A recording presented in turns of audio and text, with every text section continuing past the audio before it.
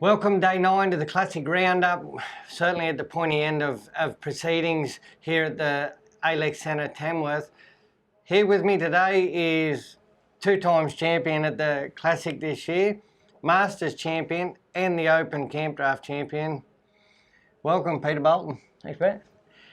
Pete, early on there, we seen Ben Hall put those big rounds up and everyone was, talking about Ben. It was no different to what you were doing in the Masters and the rounds of the Open Camp Draft. Yeah, well, it's good company to be in, but I certainly don't put myself up with Ben. I think he's secured the greatest of all time.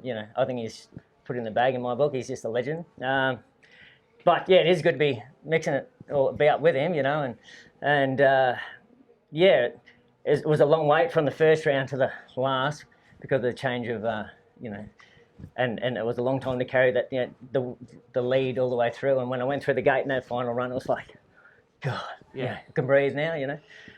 The big thing must have, 33 finalists in the Open. So we've gone from, 400 back into 130 odd, and then back to 33. They've put you at 33. Yeah. So you've had to sit it out. You've had to see Hugh Miles run 90 in the final. You've had to sit through all of that, where we've seen Ben come out first in the Classic and Catch Me If You Can. Yeah. You had to wait, and everyone had their scores. Yeah. You had to get yours. Yeah.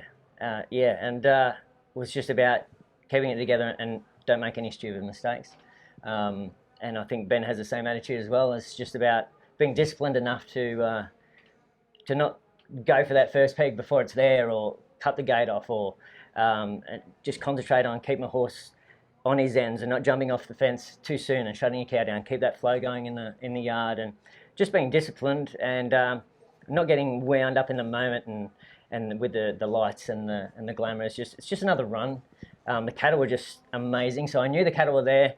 I knew I had the horse underneath me, so it was all about me. So I really focused on just not making any dumb mistakes, and luckily, I had a great mate of mine, Ian Hensberger, who keeps an eye on the cattle for me. So I knew that we would, find the best cow in the yard. There was no doubt there. It was all on my shoulders. So, and I'm proud of myself that I didn't choke, which is probably a common thing with me. So, No, I don't think you're the Lone Ranger there. We all have that sort of trouble. Both horses, obviously the Masters win. That was a result of last year's sale. The horse you won the Open on is a graduate of this sale. That's right. I bought him. I'm not sure. I think it might be 2015. Out of this, every horse I own is a Nutrien horse, actually. So I bought one nearly every year for 10 years, and it was a great opportunity. Nutrien's just a great opportunity to come and see so many quality horses and be able to say, well, that's the one I want. And if you're good enough to bid up and get it, which I was lucky with Reflex, and he's just been a solid horse, and now he's even getting more solid now, and he's learnt the track, and we've got a good partnership going, and he's still a young horse. He's only 8, so we've got some good years ahead, hopefully. That's a pretty exciting stat for the Nutrien team. We've seen last year a graduate of the sale come back and win the Open Camp Draft. Now we've backed it up again with another graduate. If people want to win big drafts, they've got to buy a horse out of the sale, because they seem to be the A-grade horses that people want to sell. They're training on, and they're coming back, and they're winning arguably one of the biggest Open Camp Drafts in Australia. Yeah, Nutrien no other event will have the effect on the evolution of the sport camp drafting than this sale and event has.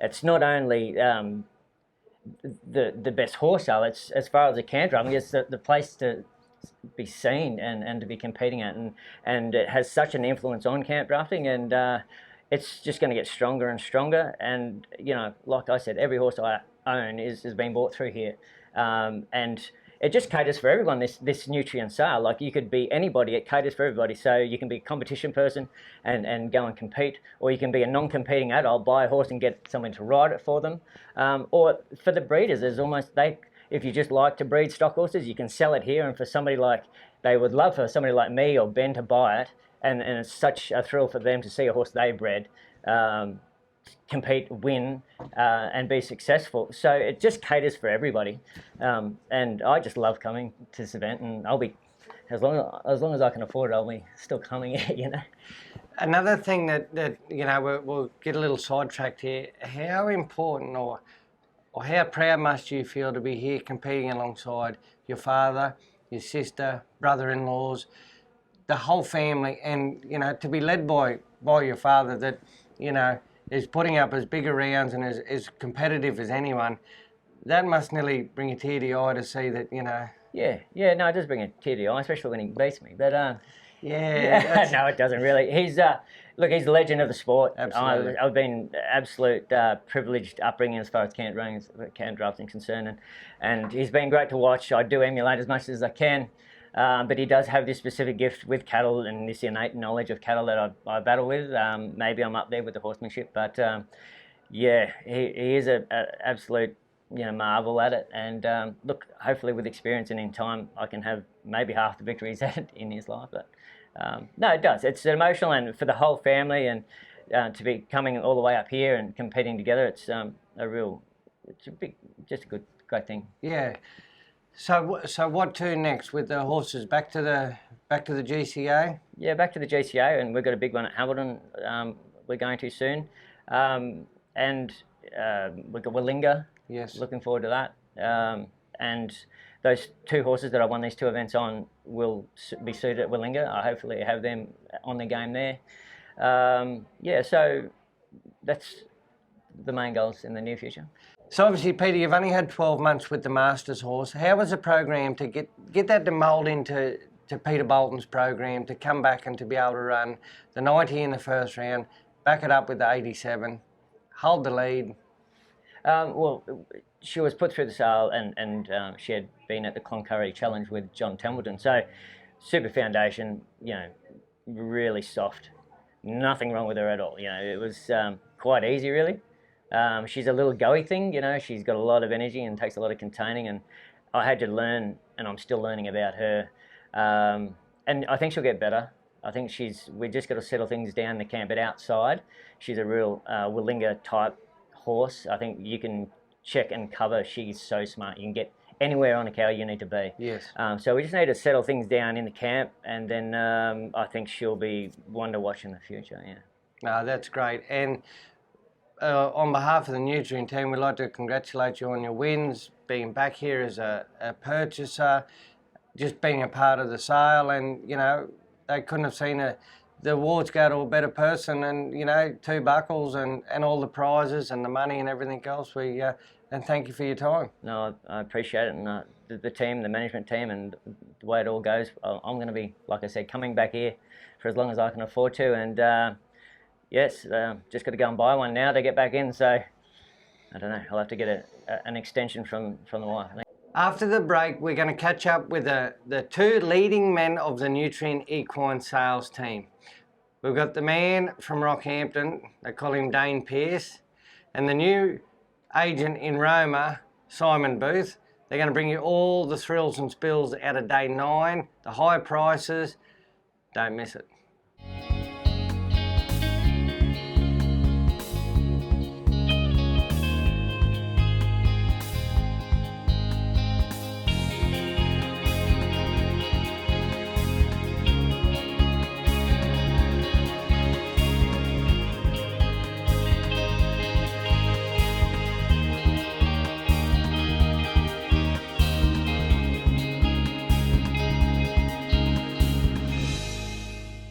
Okay, day 9, we catch up here in the studio today with the auctioneers, old Dano Pearce, Simon Booth, Roma boy now.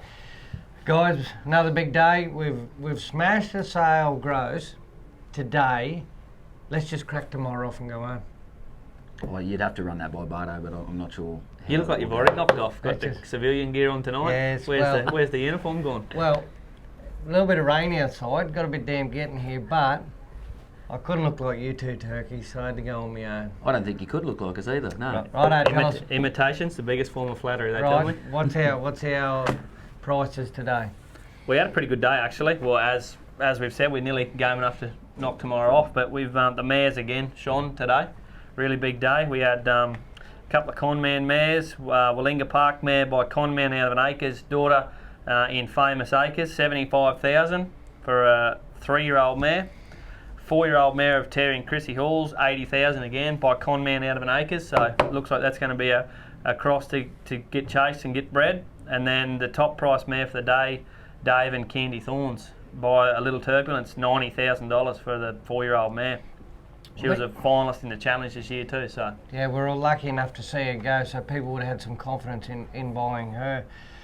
Dano, what news have you got for us? Mate, I've sort of done the stats and statistics on the just today and the 3 days. So Simon's run you through the top prices of the day.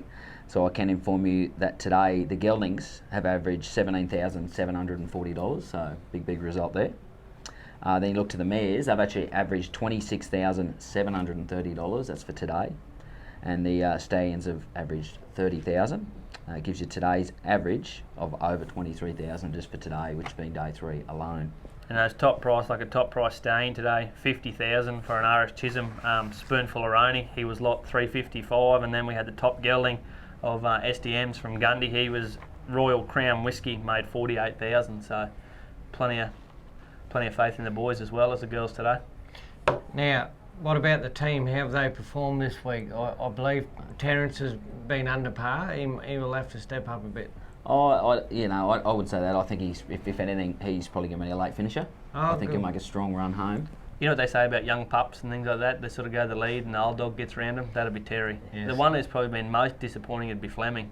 He's in, out, blows in. He's like last week's news. You don't really want to know him anymore. I'll leave that one be, but you got any other news about the team? Who's shone in the white shirt? I think young Nick, Slick Nick today, one of the casual fellas, first trip on the bid spotting. He's been we're going to have a bit of a call off tomorrow, I think. Off. I do have some more figures on the sale if you are interested. Oh, absolutely. Like to hear them. So, if you do want to keep updated with the sale gross to date, that includes today, they've grossed $8,116,000. That's for the entire sale for the 3 days, which is just a phenomenal result. That makes the average $21,302 for the 3 day average, and the geldings are averaging for the 3 days $16,251. 3 day average for the mares is $24,036, and the stallions $35,831. That's And I just have to check with our in-house statistician, Mr. Pearce, but I reckon we're over 90% clearance too. I think we would definitely. I haven't actually calculated that figure as yet, but how long will that take? I can get a calculator. Oh, that could take a while. Yeah, I don't have that data in front of me. You can take your boots off to count it up. I'll need to take more of my boots off. Right, there you have it. Here we have day 9 wrap up at the Classic. 1 day to go, which isn't a full day of selling. Records have been smashed here this week. They'll continue to be smashed all day tomorrow. Looking forward to it, lads. How many more runs on the mic?